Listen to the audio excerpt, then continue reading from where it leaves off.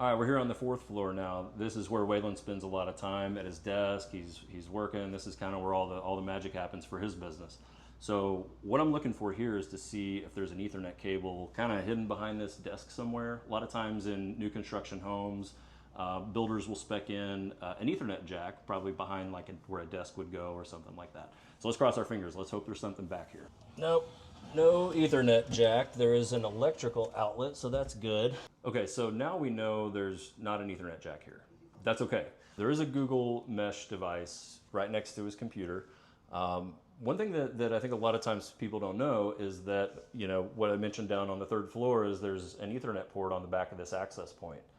The cool part about most mesh networks, Eero, Google, some of their devices come with that second port, meaning this access point can communicate wirelessly to the one that's on the third floor, because that one's going to be hardwired. That's going to have a stronger connection talking to this guy.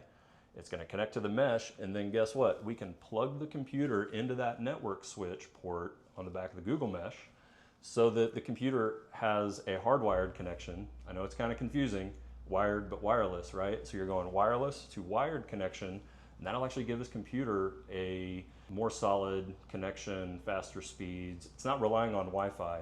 A little pro tip here, this access point sitting right next to the computer, what a lot of times people don't know is that if your access point is directly next to or right next to the device that it's connected to, your speeds can actually be slower than if you just space it out a little bit. Maybe give it 3 feet, 5 feet from the device it's connecting, and that'll actually improve your speeds.